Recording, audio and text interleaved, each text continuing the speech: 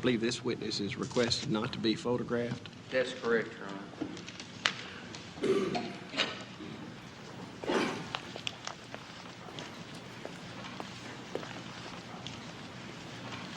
Would you state your name for the jury? Christy Van Bickle. Okay. And do like you just did and speak up best you can, okay, Christy? Are you nervous? Yes. All right. Okay. Did you hear somebody say something about the murder of the 3 little boys? Yes, sir. I heard Damien Echols say that he killed the 3 boys. Where were you? Was he saying that to you, or what were you doing? I was walking by with my friend.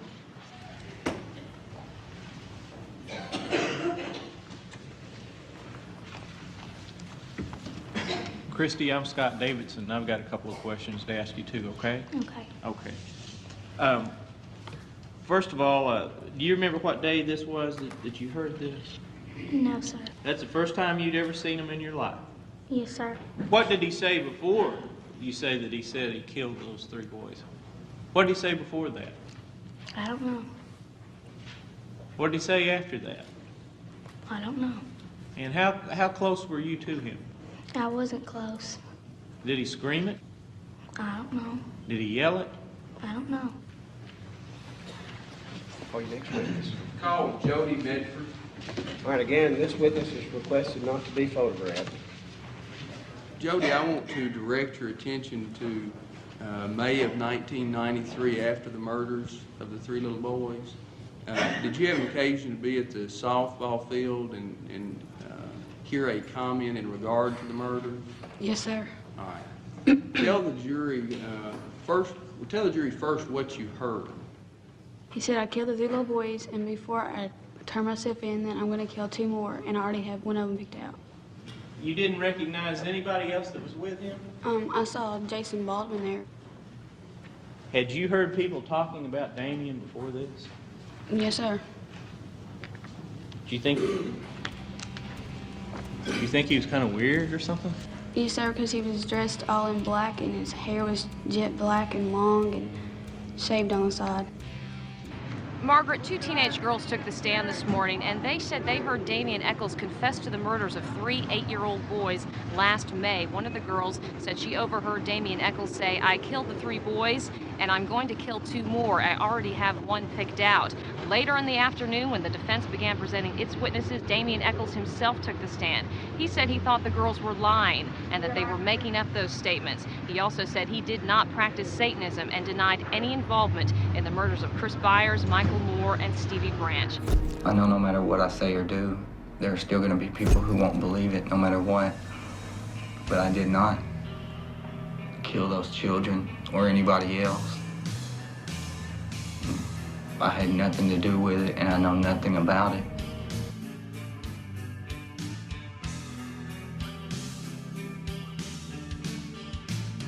I want to draw your attention back to August of last year. Were you in the Craighead County Juvenile Detention Facility? Yes, I was. Okay, and what were you in there for at the time? Burglary. Okay. And when you were there, was there a Jason Baldwin in the juvenile detention facility at the same time? Yes. Now, while you were in contact with this Jason Baldwin, was there anything mentioned about his involvement in the murders of the 3 8-year-olds? Yes. Well, we were sitting there playing spades, and I wanted to get to know everybody off in there, because I don't know what you call it, but I just wanted to get to know him. And I just straight out asked him if he did it, and he denied it the first time. Okay. Did you have an occasion again while you were in the detention facility to ask him, was he involved in the murders of the 3 8-year-olds? Yes. I think it was like the next day. I believe it was the next day. And can you tell us what the scenario, what was going on, what was happening at the time that occurred?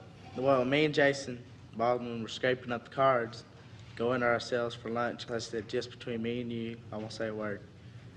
Did you do it? He said yes, and he went into detail about it. You said he went into more detail. What did he tell you? He told me how he dismembered the kid, or I don't know exactly how many kids, so he just said he dismembered them. He sucked the blood from the penis and the scrotum and put the balls in his mouth.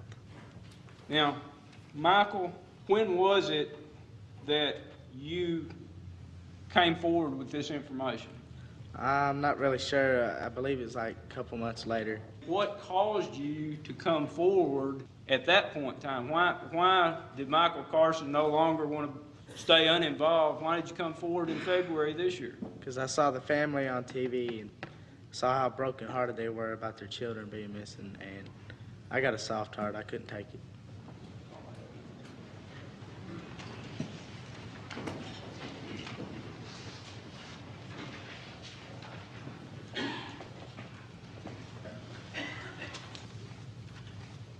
Now, he tells you this, and then you're silent from August until February. Is that right? Yes, sir. And then the second conversation you've ever had with this young man in his entire life, he tells you all this stuff. Yes, sir. After he's had one conversation with you. Yes, sir. One day when I was up here in Jonesboro working, and phone rings, secretary says, "You won't know who he is, but he needs to talk to you." I pick up the phone. He says, "I'm Danny Williams. I'm embarrassed to tell you what I need to tell you." He said, "But I work with the juvenile department here, and I do drug and alcohol counseling. And there's a guy named Michael Carson who's going to testify that Jason confessed to him in the jail, and I know he's lying." I said, "What are you talking about?" He said, "Well," he said, "several months ago, Michael Carson was one of the kids that I work with. And he and I had a conversation where I told him that this Jason Baldwin had been accused of killing 3 boys and sexually mutilating them. And basically, he gave Michael Carson the details that he testified to at the trial. At the time, Carson says nothing. And then Carson later tells him, he said, "Hey, by the way, Danny, I've telling the police that, Jason confessed to me."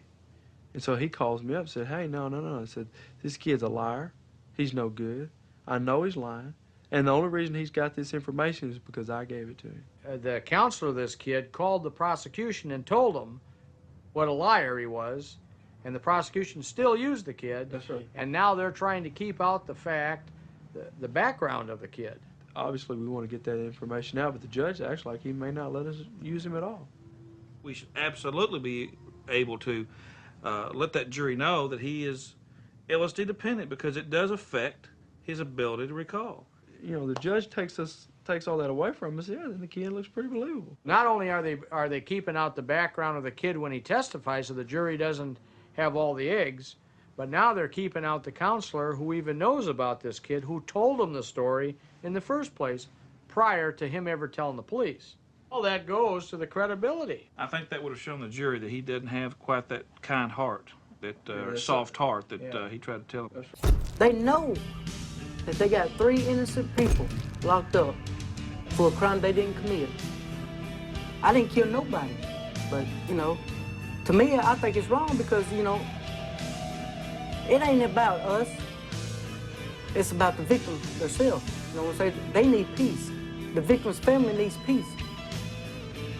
And I think the police owes that to them.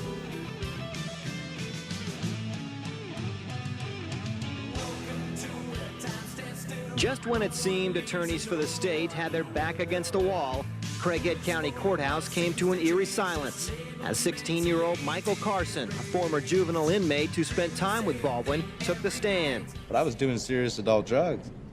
And I was doing a lot of them. I got out there. I thought birds had cameras on. Michael Carson, he was fixing to go to the penitentiary for several counts of residential burglary.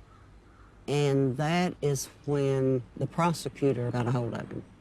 Were you offered anything as far as a reward or anything of that nature? No, sir, and if I was, I would deny it. Jason was not very outspoken. He wasn't, up and jumping around and stuff. He's very quiet to himself type person.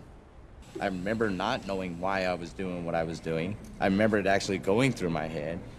I would have this massive illusion in my head and swear to God it was real. I could understand why he would never want to see me again or talk to me again, but I'm just telling him right now that I'm sorry. I made the statement to Larry, the sheriff. I said, Larry, those kids are not guilty.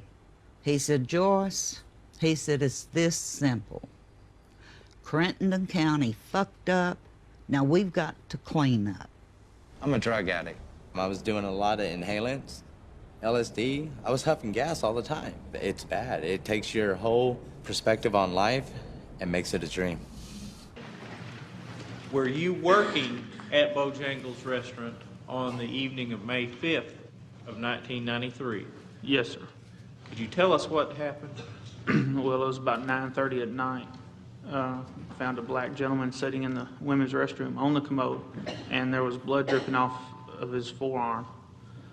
But he had mud on his feet, and he seemed to be disarrayed when I talked to him. I called the police then. What happened then? It was a female officer for the West Memphis Police Department, and she pulled on the light, and I saw her coming, so I went up to the front door. Well, she kept coming around. She went to the drive-through window. So you did not go in the restaurant? No, sir, I did not. Did you ever find this bleeding black man? No, sir, I did not. Do you have a report that you made regarding this incident? No, sir, I do not. And you're out looking for some boys, and you're out in that area, and you hear about someone bleeding. Did anything go off in your mind thinking that something may be going on? Okay, first of all, you gotta understand it's a different area I went to. It was a different ward. I did not connect the two at all. Well, Patrolman, it may have been outside your ward, but distance-wise between the area where you were looking and where this restaurant was, it's not a long distance, is it? No, sir, it's really not. Okay.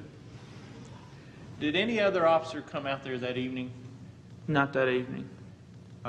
Were you working on the day of May 6th of 1993? Yes, sir. Two detectives came out, and they took a report as far as what I'd seen, description of the gentleman, and then they took blood scrapings off the wall. All right, Detective Ridge, what is the date that you sent the blood scrapings off to the crime lab to be analyzed? They were never sent. They were never sent? That's correct. All right, where are the blood samples at this time? I don't know, sir. They're lost. They're lost? Yes, sir, that's my mistake. I lost a piece of evidence.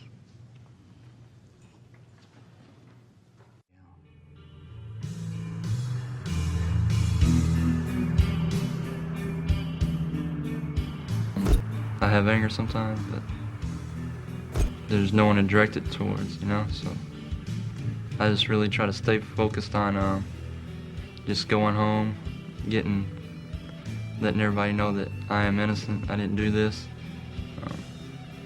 I don't really understand how they convicted me or got me in here, or really how they just arrested me in the first place, you know. But it happened, and so I just can't really dwell on what's happening. I just gotta work with what's going on now.